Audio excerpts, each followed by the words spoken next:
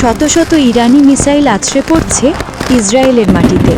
চারিদিক হট্টগোল, সাইরেন বাজছে জোরে জোরে, প্রাণভয়ে মানুষ পালাচ্ছে নিরাপদ স্থানের সন্ধানে। মুহুর্মুহু আক্রমণে ইসরায়েলের আকাশ প্রতিরক্ষা ব্যবস্থা অচল হয়ে যায়। আকাশ থেকে উল্কাপিণ্ডের মতো ঝরে পড়ছে শত শত মিসাইল। সে এক ভয়ঙ্কর অভিজ্ঞতা। ভারতীয় কর্মীদের বহন করা একটি বাস মিসাইলের আঘাতে উড়ে যায়। বাঙালি আজ পৃথিবীর সব প্রান্তে ছড়িয়ে পড়েছে।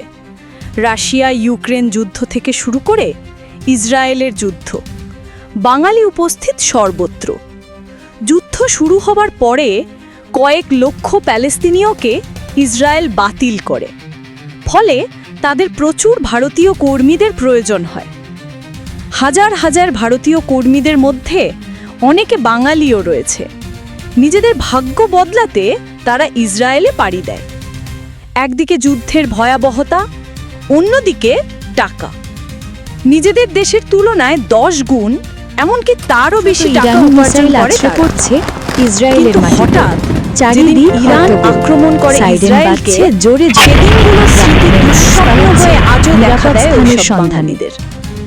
তাদের অনেকে দীপাবলি ইসরায়েলের এবং আকাশ দুর্গাপুজোর প্রতিরক্ষা ছুটিতে ব্যবস্থা দেশে ফিরেছে। অচল হয়ে যায়। তাদের বর্ণনায় আকাশ থেকে ফুটে ওঠে উল্কাপিণ্ডের এক মতো ঝরে ভয়াবহ পড়ছে চিত্র।